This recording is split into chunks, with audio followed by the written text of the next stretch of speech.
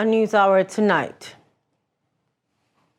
NNPP says Kwankwaso will not contest on its platform. Cash crops take center stage as Taraba farmers adapt to market fluctuations.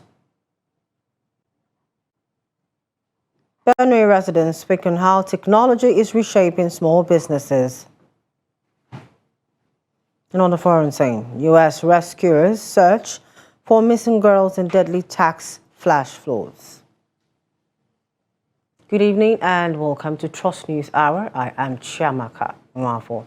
We'll start with the political matters, where the new Nigeria People's Party says its 2023 presidential candidate, Rabiu Kwankwaso, does not have its platform to contest against President Bola Tinubu and or any other presidential candidate at the moment in 2027. The NNPP National Chairman Agbo Major made this known in a statement on Saturday. Major was speaking on the backdrop of claims by Buba Galadima that Kwankwaso will stay and run for presidency on the NNPP platform. Galadima, who claimed that there is no evidence that Kwankwaso is joining the All Progressives Congress as speculated, said they would strategically stay in the NNPP until the whistle is blown for 2027 politics. He also said that Kwankwaso must be counting on other free tickets like he got for the 2023 presidential election, but it would not happen again.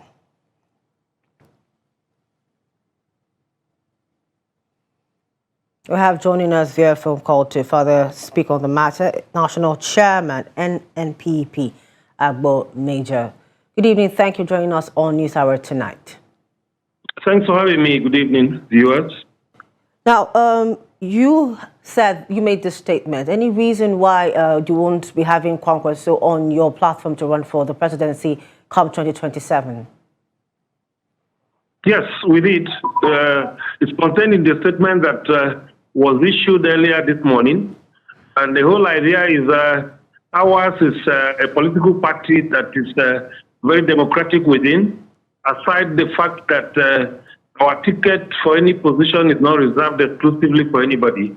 We expect that all candidates who want to just pull for tickets must come all out, to go through due process to be able to get the tickets. Aside that, we are also confirming to the whole world that Rabiu Kwankwaso and his co-travelers, the Kwankwaso group, by extension, the likes of Buba Galadima and the rest, have long to be members of our party. You recall that we had an MOU with them. He brought them on board for 2023 election, and he got the ticket to run for presidency. And shortly after the election, the memorandum of understanding was terminated. And so since then, we've had series of issues, and he got deeply involved in anti-party activities, and he was subsequently suspended, and then later expelled. So he's not a member of our party, and so linking him to our ticket is just not an issue to talk about at all. Okay, so if I understand you correctly, what you're saying is that people believe that Rabiu Kwankwaso from the NNPP is not correct? No, that's not correct. Rabiu Kwankwaso joined the NNPP in precisely February 2022, okay. And that's about 21 years after the party had been in operation, winning elections. Okay. So now, as the party chairman going forward for 2027, what's the plan of the NNPP?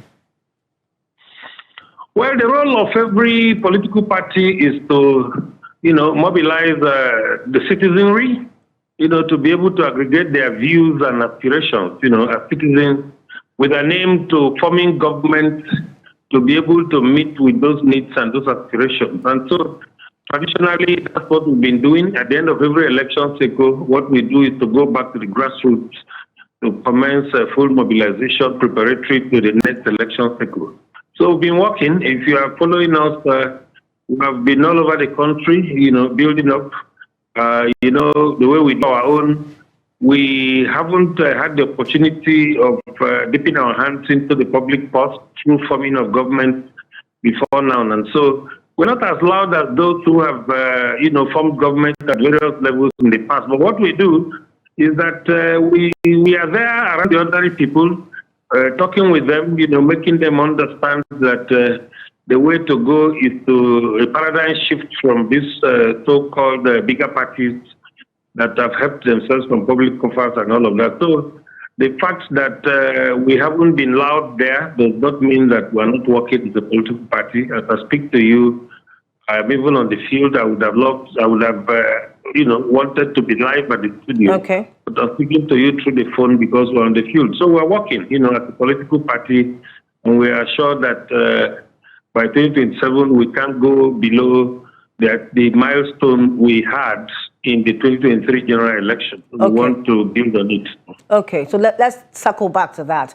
That election, that win and everything you had in Kano State is mostly attributed to Rabiu Musa Kwankwaso. So now that you've expelled him, suspended him from the party, do you believe that that would have an impact on your advancements and your moves come 2027? It has never been our wishes, or rather our wish to be, exclusively in one state. We have always wanted to be seen as a party that is broad, a party that is on ground across all parts of the country. But like you and I know, in politics, it has to start from somewhere. So the fact that we started from Kano, we are not really satisfied with that, but at least we have to start from somewhere. So people come, in the life of every political party, people come and go. If you want to insist that people who come in must stay, you will end up not allowing others to come in. So they came in and they have gone. And so it won't be correct if we begin to say that because they've gone, it's going to affect our progress as a political party. I don't think that's correct, because the party was on its move, on its winning ways, even before they came in. And so we are trying to move beyond them because, like I said, the role of any political party is to galvanize the wishes and aspirations of the citizenry. And that's exactly what we are doing. It was the same thing that made us to be able to stop. Yes, of course, no doubt, through his assistance and all of that, the Kwankwaso movement, we were able to get Kano. But I can tell you that as a political party, it would be wrong for us to continue to believe that we have to stay around Kano. So we're looking elsewhere to ensure that we have that spread, because our manifesto is one of the best in this country amongst all the political parties. And so we don't want only one state to be the sole beneficiary of the beauty of that manifesto. So it's our dream to ensure that we spread across the whole country. So they've come, they've gone. We'll move on. I think by 2027, I can assure you that we should be able to have some other states in our kitty, just like we got Kano in 2023. Okay, you keep saying they've gone, they've gone. That sounds like it's permanent. There's no coming back, no reconciliation of any sort. Well, we don't really have any problem. At the beginning of the crisis, when they introduced it shortly after the election, we had our doors opened for reconciliation. But we discovered that there were recalcitrants, as you and I know, and every Nigerian who knows the antecedents are aware of. These are people who just believe that wherever they are, they have to be the ones on the driver's seat. And they came from nowhere, to come and attempt to be on the driver's seat. So we were just simply incompatible, But in politics, anything is possible. If at the end of the day, they begin to see reasons why they should be, considered for whatever reason. Maybe after they would have realized that they went too far, in trying to destabilize the party and all of that. We can still talk, we're politicians, but for now, the windows are closed. That I can tell you. So, Mr. Major, it seems to me like, these people brought you to the fore, and now you think, not for lack of a better word, you've arrived and don't necessarily need them to move ahead. That's a sentiment that you are trying to pass out there, because I would think you would need them to move forward and expand your base and do more for you. Like I said before now, we are not happy that, no political party is ever happy that it has to lose somebody. But when it becomes inevitable, you just have to let it go. But I think your assessment that they brought us to the fore is not completely correct. Okay. This is because you recall that at a point in the history of our democracy in this country, we had about 92 political parties running at the same time. And these parties got deregistered through during Jega's leadership of the INEC, and then the rest were also asked to go during Mahmoud Jega's leadership period, which is still ongoing, still alive.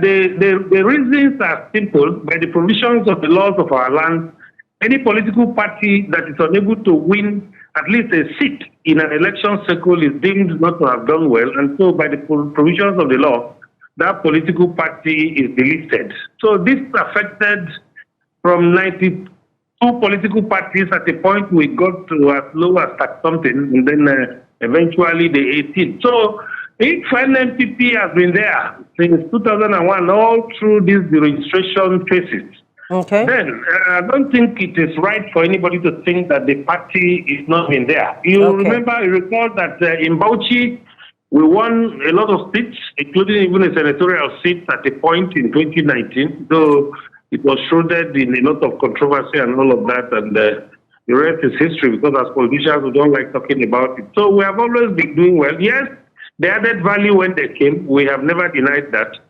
But they turned the value into what was no longer good for the party, the internal development of the party. And that was where we drew the line and said, okay, we will not be able to continue in this relationship. Okay. All right. Thank you so much, Mr. Agbo Major, for your insights and joining us tonight on News Hour. Thanks for having me. That was the chairman of the New Nigerian National People's Party, rather NNPP, Agbo Major, talking to us about the situation with Rabiu Musa Kwankwaso. Still on political matters, former Vice President Atiku Abubakar has assured that the newly adopted coalition party, the African Democratic Congress, ADC, will usher in positive change for Nigerians in due time. Atiku said this after hosting a delegation of Gombe stakeholders led by former Minister and Senator Idris Abdullahi. The former vice president has been on the front line of the opposition coalition focused on ousting President Bola Tinubu and the All Progressives Congress APC-led government. While noting that enough is enough, Atiku further stated that Nigerians cannot continue to suffer amidst an abundance of resources owing to bad governance.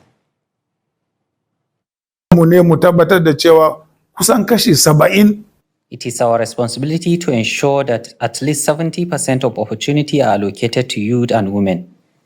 This commitment reflects our dedication to inclusivity and empowerment. We will not tolerate corruption or unethical behavior. Anyone found engaging in such practices will face strict consequences. Our fight against corruption is unwavering, as it is essential for the progress of our nation. While many countries are advancing, Nigeria's progress has been hindered by the action of a few. This is why in our interim leadership, we have appointed individuals of proven capacity, integrity, and trustworthiness. Their leadership set a standard for the government's future direction. The leadership of our party serves as a blueprint for how the government will operate. By observing the party's leadership, people can gain insight into the principles and values that will guide the nation. This is our position. We are going to work the structure of ADC in conjunction with the ADC in Gombe State, and we hope by that Tuesday we are going to unveil our structure. Not only our DCU, the news will carry all the PDP in Gombe State. Still staying with the ADC, the Zamfara State chapter of the party has extended an open invitation to Governor Dauda Lawal and other credible politicians in the state to join the party ahead of the 2027 general elections. Speaking with newsmen in Gusau on Friday, the state chairman of ADC, Kabiru Garba, disclosed that the party had already received over 100 new members from various political parties in the last 10 days. Describing the defections as a major boost to the party's strength and credibility, he expressed optimism that more politicians from the All Progressives Congress, APC, and the People's Democratic Party, PDP, will soon join the ADC fold, in Zamfara, emphasizing that the party is open to all who possess political integrity and a commitment to good governance. Garba affirmed that the ADC leadership in the state remains solid and prepared to lead the party to victory in the upcoming election cycle. He further said that party structure and manifesto are well positioned to address the developmental needs of Zamfara State and Nigeria at large. The ADC chairman described the party as a welcoming platform for all leaders who are focused on positive change. Osun State Governor Ademola Adeleke has dismissed rumors suggesting his defection from the People's Democratic Party (PDP), insisting he remains a loyal member and the party's leader in the state.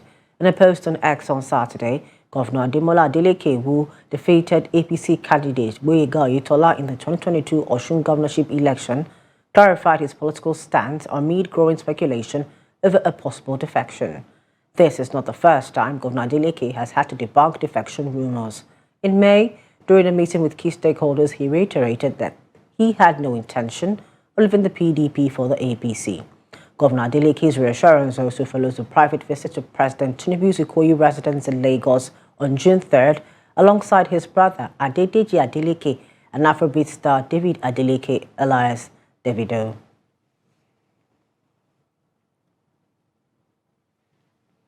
Challenges of the North could only be addressed if only Northerners become united as one entity to foster progress and development of the region. Leaders of the Ariwa Consultative Forum in Kaduna admonished Northerners to change the narrative for more secure and economic viable of the North with aim to reposition the economic status of the region. Trust TV's Bella Musa tells us more. The lingering challenges of begging, out-of-school children, agricultural retrogression, and the untapped, abundant resources are some of the issues leaders from the North said it is increasing the poverty in the region. The secretary of the Ariwa Consultative Forum, Murtala Aliyu, says addressing the northern challenges should be by changing some of the narratives that make the region vulnerable to myriads of challenges. They're also telling us that we're very poor. When somebody has 100 cows but staying in Ruga, is still below poverty line. While somebody working as a messenger in a bank in Lagos is above poverty because his room has tiles and zinc roof. While the person in Ruga with 100 cows, worth over 50 million, is living below the poverty line. So these are the narratives that are going around that we need to look at and encourage ourselves and say, nobody should set our agenda, we should do that ourselves. Reviving the legacies of Sir Ahmadu Bello and Abubakar Tafawa Balewa and their compatriot could reshape the region's economic development. The former governor of Zamfara State, Abdulaziz Yari, believed that this is possible if the North shun its differences and embrace one another. For too long, we have grappled with challenges of insecurity, unemployment, and infrastructural deficit. Yet, these challenges are not unsurmountable if we embrace unity as our collective compass and development as our common language. According to experts, the inability to tap from agricultural potentials are responsible for unemployment and poverty in the North. Arewa's economic potentials are immense, but it remains largely untapped, and our resilience on federal allocation, our reliance on federal allocation is unsustainable. Islamic world, for reasons of emphasis, in Indonesia, in Malaysia, in Saudi Arabia, in Egypt, in Tunisia, in Morocco, in the United Arab Emirates, in Oman, in Bahrain, there are no almajiris. Why should we have almajiris in Nigeria? Some speakers said the neglect of traditional institutions is also contributing to the alarming all-round challenges facing the region. We should change the pattern of our traditional rulership to turn it into traditional development parliament, whereby a traditional ruler will have a cabinet within his community to influence productivity, inclusion, and wealth creation at the grassroots. That's the And the note I want is the note that I can travel to Sokoto, I can travel to Maiduguri, I can travel to Taraba, I can travel to Kogi, and still be accepted and respected as a northerner. The note I want is a note where if there are issues, you will not slaughter me like a cow. You will not kill me as if I'm not a human. We will rub shoulder to shoulder with the other people to know what exactly is affecting our youth in Arewa.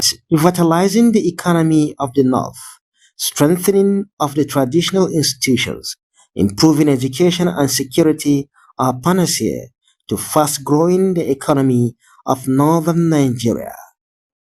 Bello Musa, Trust TV News Kaduna. Following the suspension of the former national chairman of the Social Democratic Party SDP, Shehu Gabam, the national auditor Clarkson, and the national youth leader Ogbono Chichuku, the party's National Working Committee has inaugurated a disciplinary committee to investigate the alleged financial misappropriation and malfeasance. The committee, inaugurated on July 4, comprises Liman Abubakar as the chairman, Wafari Thiman as a member, Kingsley Abo, Leila Mohammed, both as members, and Williams Adelewa as secretary. The committee's terms of reference include finding the truth regarding the allegations of breaches of the party's constitution, examining the state of the accounts of the party, determining the circumstances surrounding the production and submission of audited accounts to INEC in the name of the SDP, recommending appropriate remedies, and generally advising on better ways to manage the finances of the SDP to prevent abuse and breach of the party's constitution. Speaking at the inauguration of the committee, the acting national chairman, Sadiq Umar Abubakar, tasked the committee to purify and reposition the party to effectively play its rightful role in the near future and beyond. With the inauguration of this noble committee, comprising of distinguished party members, the committee has been tasked with a crucial assignment to purify and reposition our party for effective play of its rightful role in the near future and beyond. You have been carefully selected based on your proven expertise, impeccable track records, and unwavering integrity. We therefore urge you to carry out this responsibility with utmost sense of duty, transparency, and fairness, without fear or favor. In Social Democratic Party, and the submission of fraudulent audited financial reports to the chairman of INEC. There are two things here: misappropriation and submission of fraudulent reports on the audits of the party to INEC. To make this easier for us, I put them into paragraphs. 1.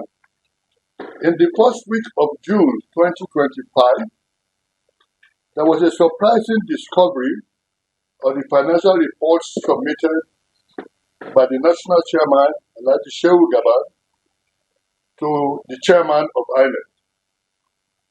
There were several abnormalities associated with this action of the chairman. The Senate Committee on Constitutional Review for the North Central Zone holding in Jos, the Plateau State capital, has begun its public hearing with 59 draft bills set to be reviewed during the hearing. Prominent among them are calls for the reservation of seats for women in elective positions and state creation. Here's more in this report.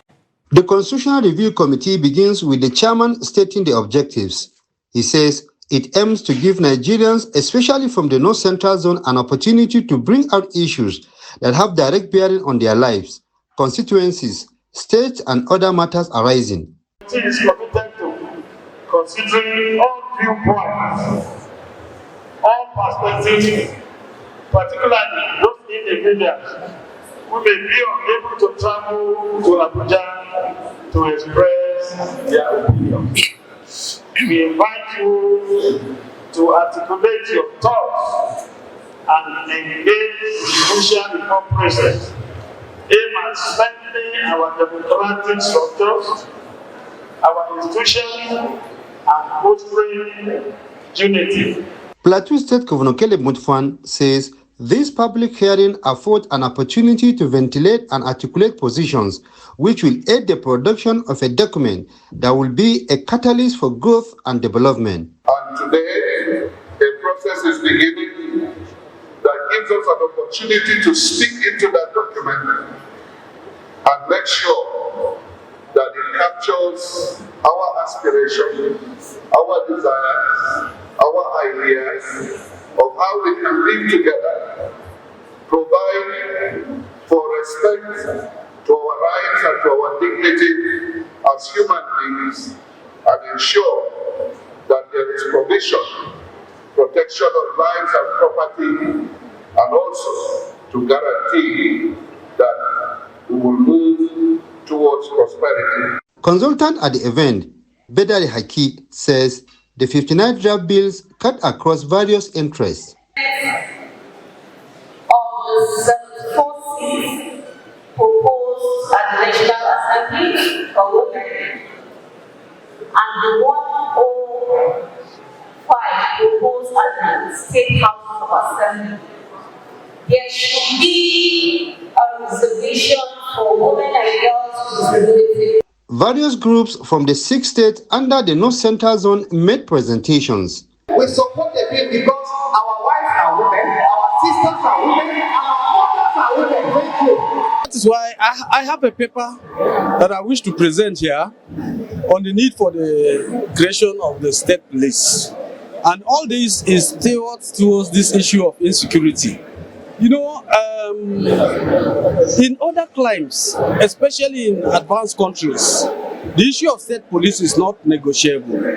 It is expected that this public hearing will give room for positive proposals on the way forward toward ensuring peace and development across the country. Ado Musa, Trust TV News, Jos. Power outage occurred during the remark of former Senate President Ahmed Lawan at the opening ceremony of public hearing on the review of the 1999 Constitution and creation in Maiduguri. The public hearing brought stakeholders across the Northeast region for presentation of proposed bills such as states and local governments creation, electoral reforms, special seats for women bill, youths, among others. It's either you support something because it is from you, or you don't support because it is going to be against you. You must show interest in what happens elsewhere in the country as well. Now this is what we do here in the Northeast. On behalf of my colleagues who are here, let us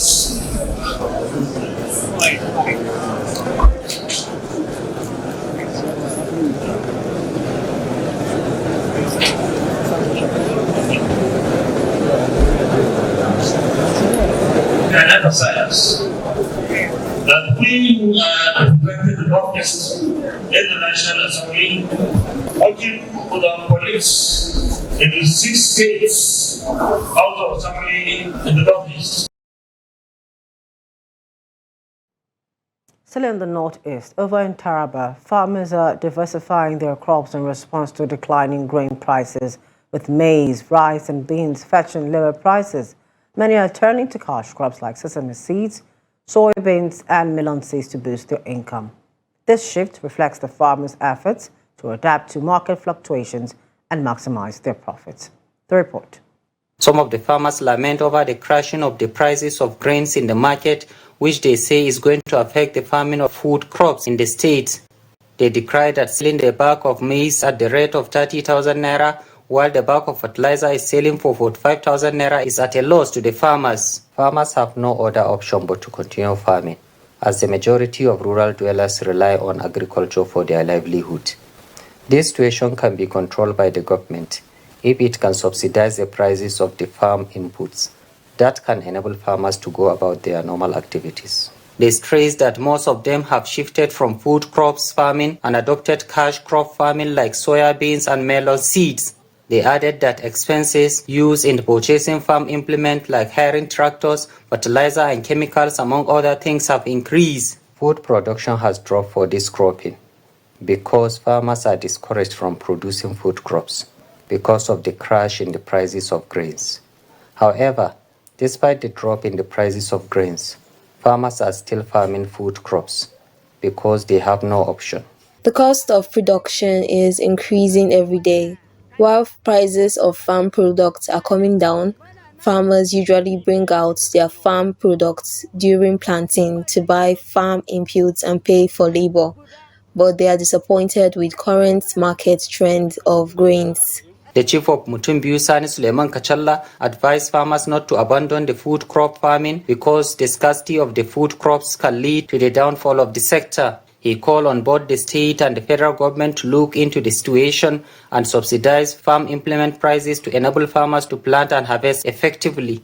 Let us base our farming activities on consumables. What we will consume, what we will eat.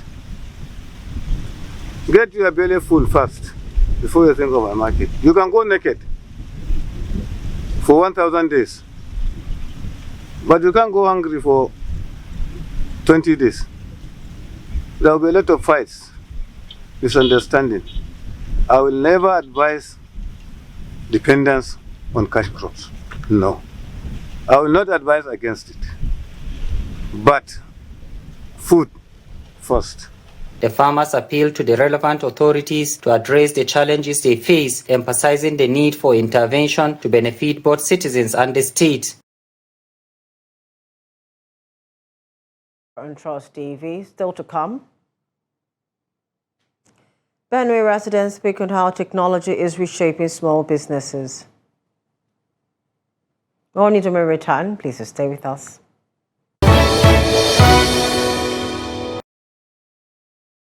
Welcome back. Thank you for staying with us. A recap of our top stories. We told you that NNPP says Kwankwaso will not contest on its platform. We also told you that cash crops take center stage as Taraba farmers adapt to market fluctuations. Two more stories. The Nigerian Labour Congress (NLC) has vowed to resist any attempts by the National Assembly to remove labour matters, including the minimum wage, from the exclusive legislative list of the federal government, the concurrent list where individual states will determine their workers' wages. NLC President Comrade Joe Ajero issued the warning on Friday during the National Administrative Council NAC meeting of the Central Working Committee held in Abeokuta, the Ogun State capital. Describing the move as an excuse in futility, Ajero argued that the issue of minimum wage is treated globally as a national matter in line with International Labour Organization ILO conventions, which regard member countries as entities, not subnational units such as states. He alleged that the plan by lawmakers was a calculated attempt to bastardize the national minimum wage structure and shift other labour-related responsibilities to the states, including the establishment of state industrial courts that would independently handle wage disputes, a move he said violates ILO principles. The advancement of technology in Nigeria has opened up new opportunities for business owners. However, its rapid growth has also posed significant challenges, especially for those unable to adapt to new skills and systems. This digital shift has disrupted traditional markets, leading to the decline and, in some cases, disappearance of long-established businesses. In this special report, our correspondent in Benue State examines the situation and captures the reactions of Nigerians on the impact of these changes. A number of businesses have vanished over the last decade due to automation and obsolete practices. Notable examples include typists, manual data processors, and traditional retailers like recharge card vendors and call centers, particularly those lacking online presence or struggling to compete on price and convenience. Transportation has also seen major disruption. Ride-hailing platforms have significantly undercut the earnings of conventional taxi operators, reshaping urban mobility in Nigeria. The COVID-19 pandemic further worsened the situation. Businesses that depend heavily on physical interaction were forced to shut down during lockdowns, and many never recovered despite the easing of social distancing measures.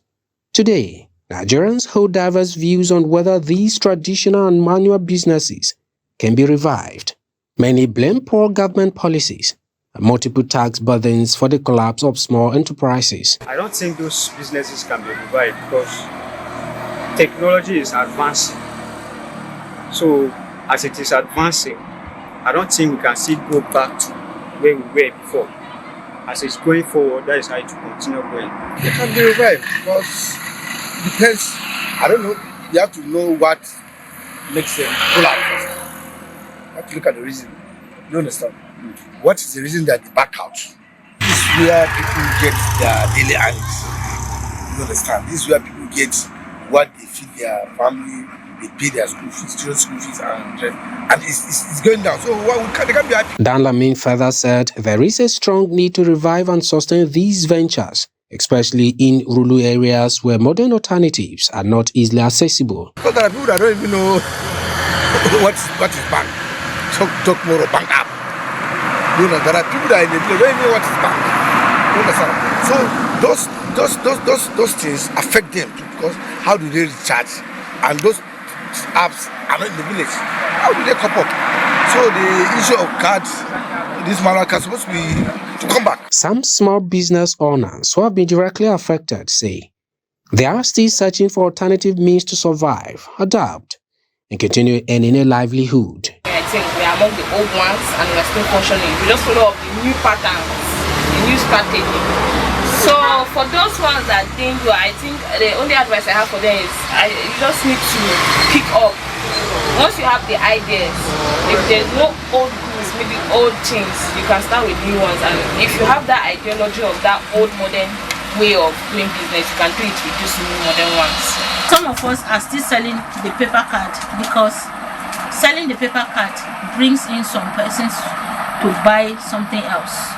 They might come to buy a recharge card and say, ah, wow, you have t-shirt here. How much is your t-shirt? You might end up buying your t-shirt. You might end up buying biscuits, end up buying sweets, candy. So these are one of the reasons why some of us are still into selling the card, not for profit making. As Nigeria moves deeper into the digital age, the future of traditional businesses depends largely on their ability to adapt and remain relevant. With the right support, some may bounce back, while others risk disappearing completely in the face of ongoing innovation. President Bola Tinubu says the days of empty promises and abandoned projects in the Federal Capital Territory and other parts of the country are over. Tinubu stated this while inaugurating the newly rehabilitated Aguma Palace, Radio Nigeria, New Market Road, and other connecting roads in Gwagwalada. Habibat Ajayi has more. The project was the 17th inaugurated by Tinubu to celebrate his second year in office. Represented by the Vice President Kashim Shettima, the President assured Nigerians that no community under his administration was too far to be seen and no voice is too faint to be heard. Tinubu reiterated his administration's commitment to projects that speak directly to the lives of the people. What brings us together on this historic day is more than a road. It is a reminder that no community under this administration is too far to be seen and no voice too faint to be heard. I'm not only delighted to be in Gwagwalada today, I'm deeply fulfilled by what this visit signifies, that we are steadily bridging the gap between promise and performance. What makes this moment even more remarkable is that the projects we are unveiling were not imposed from above. They were nominated by the people of Gwagwalada themselves, and this is the kind of democracy we believe in. One that listens, one that responds, and one that delivers. In his remarks, the FCT Minister Nyesom Wike says the 10-kilometer road was nominated by residents of Gwagwalada, including the 9.5-kilometer Pinekokore Road constructed and inaugurated in 2024. This is not the first road we are commissioning in Gwagwalada. When we came on board in August 2023, Your Excellency, you recall that because of the crisis then, we had to visit every area council to interact with them, and they told us what their problems were. One good thing about the projects in rural areas, we never sat in the city and said, go and do so road. No. We came here and the people said, look, This is what we want. What we call community participation in governance. Not sitting in our offices and people coming to beat you. Okay, there's one road I want you to give me to do. No, the communities decided. The FCT Minister of State, Mariam Mahmood, described the various projects inaugurated by Tinubu in the last 16 days as an enabler of economic growth, social harmony, and improved quality of life. The coordinator of the FCT Satellite Towns Development Department, STDD, and local contractor, Abdulkadri Zulkif, thanked Wike for the trust placed on STDD to manage and oversee the execution of the projects. Habibat Ajayi, Trust TV News, Abuja. The Ogun State Traffic and Emergency Compliance Agency has confirmed the death of 10 people in a road crash which occurred on Ome Bridge in Bound Awa Ijebu-Ode, Obada Expressway, Ijebu North local government area of the state. 3 others sustained various degrees of injuries in an accident involving a Mitsubishi bus. According to the spokesman of the Ogun State Traffic Outfit, Babatunde Akinbi, the accident was a result of wrong overtaking as the vehicle veered into the bush and plunged into the river. The Federal Capital Territory Police Command has arrested a total of 82 suspects, out of which 23 are armed robbery suspects, 1 culpable homicide suspect, 8 human trafficking suspects, 10 suspected rapists, another crime suspect, and 10 stolen vehicles were recovered within 2 months. The Commissioner of Police, CP Adewale Ajao, disclosed this to newsmen at a press briefing at the command's headquarters in Gariki, Abuja on Friday. He stated that in alignment with the directives of the Inspector General of Police, IGP Kaide Adeolu Egbetokun, the command conducted a thorough crime mapping, identified crime hotspots, and implemented an action plan which led to these achievements within the month of May and June 2025. Now, this note warmly welcome you to FCT Police Command Headquarters. The briefing is aimed at intimating you with the command's recent successes in our ongoing fight against crime and criminality in FCT Command. Let me use the opportunity to sincerely appreciate you, members of the press, for your continued support, responsible reporting, and partnership in amplifying our efforts towards maintaining peace and security across FCT. Your collaboration remains invaluable to the success of policing in our community. While I will briefly highlight the situation so far, you will get the scorecard of the successes recorded, where you can get more detail after this briefing. One of the successes recorded was the arrest of a syndicate that specializes in child trafficking. Over in Delta State, the police command has arrested a suspect for allegedly stabbing a fellow student and demanding ransom from her family. This was disclosed in a statement released by the State Police Public Relations Officer, SP Bright Edafe, as shared on X. According to Edafe, the suspect, armed with a kitchen knife, led the victim, a 100-level student of the newly renamed Southern Delta University, OLE, to the university auditorium, where he allegedly stabbed her twice in the neck and chest. After the attack, the suspect reportedly used the victim's mobile phone to call her father and demand ransom.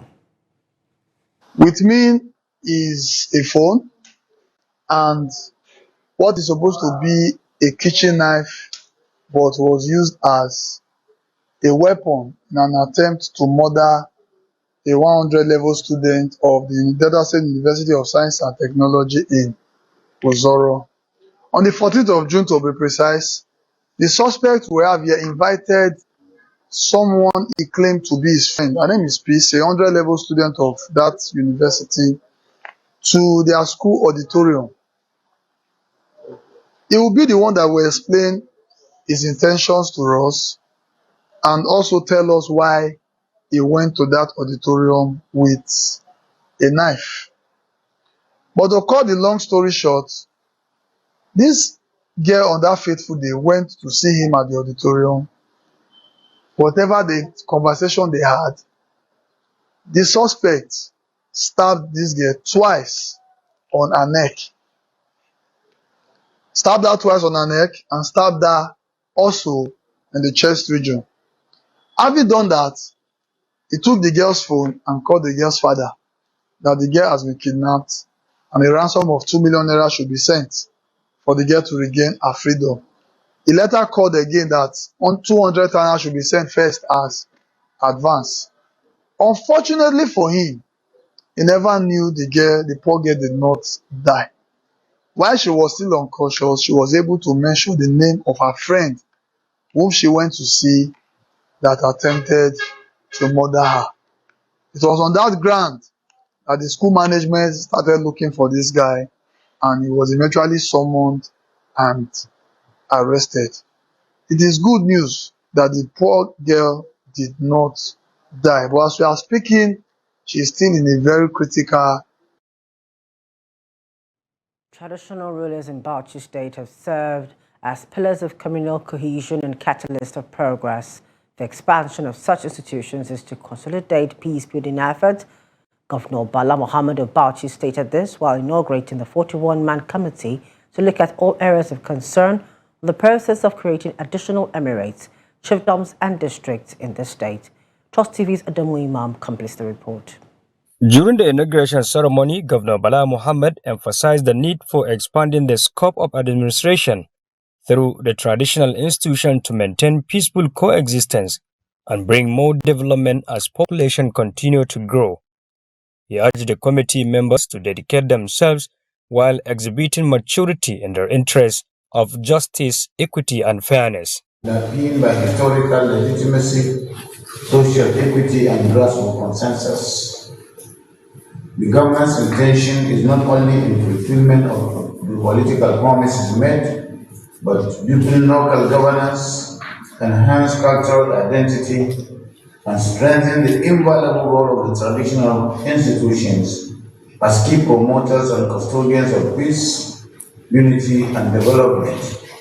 And is also in consonance with the established practice in the country in the various states where the traditional institution has been unbundled and has provided data and statistics for development and for the distribution, even the takeaway from the federation account in terms of number of emirates, number of districts, number of villages and district heads.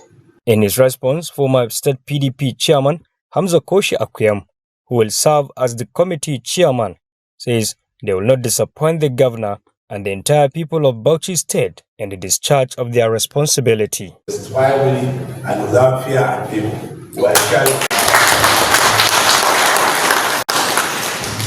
and as members of this committee, ours is to recommend, see, and do justice. We have no power to appoint. So let nobody come to us and say you want to be a district head. The village is not in our power. Ours is to do unbiased analysis and give it to the government for all to establish something of legacy that will stay long beyond us. The governor also warned the committee to start working immediately and to submit their report within 8 weeks from the day of inauguration, while urging the affected communities to be calm and support his intention to develop the state. Adami Imam, Trust TV News, Bauchi. In business, Saudi Arabia, Russia and 6 other key members of the OPEC Plus alliance are meeting on Saturday to discuss crude production, with analysts expecting the latest in a series of output hikes for August. The wider OPEC Plus group, comprising the 12-nation organization of the petroleum exporting countries, OPEC, and its allies, began output cuts in 2022 in a bid to prop up prices. But in a policy shift, 8 alliance members, spearheaded by Saudi Arabia, surprised markets by announcing they would significantly raise production from May, sending oil prices plummeting. Oil prices have been hovering around the low $65 to $70 per barrel. Representatives of Saudi Arabia, Russia, Iraq, United Arab Emirates, Kuwait, Kazakhstan, Algeria, and Oman will take part in Saturday's meeting, expected to be held by video. Away from Nigeria, rescuers on Saturday continue searching for more than 20 girls missing from a riverside summer camp in the U.S. state of Texas after torrential rains caused devastating flooding that killed 24.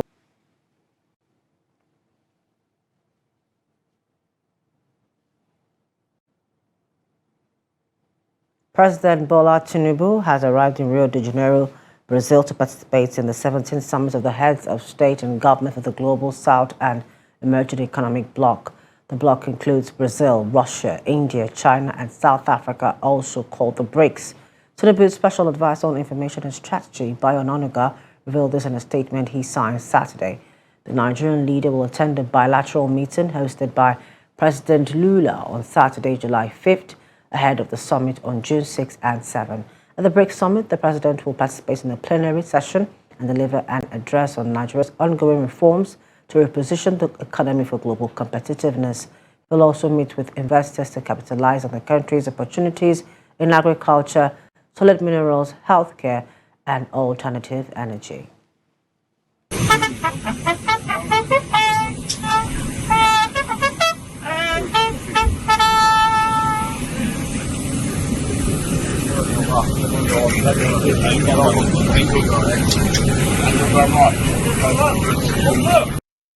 It's time for sports with Aditi Ajishafe.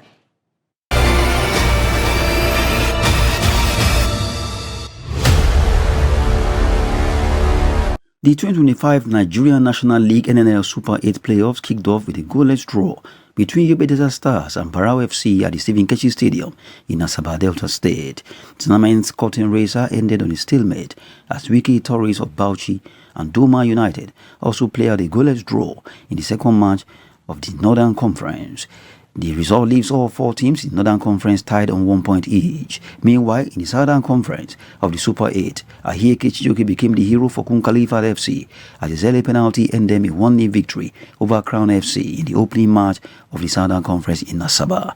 The final game of the day between Warri Wolves and Osun United delivered the biggest shock as Osun United claimed a stunning 1-0 win over tournament host Warri Wolves. Odeyemi Abraham scored the only goal of the game in the first half, handing Osun United all 3 points and a dream start to their campaign. Osun United joins Kun Khalifa FC as early leaders in the Southern Conference. The Super 8 playoffs will determine the 4 clubs, 2 from the north and 2 from the south, that will earn promotion to the 2025-2026 Nigerian Premier Football League season, and also determine the overall Nigerian National League champions. That's Sport News. I'm Adeni Ajishafe.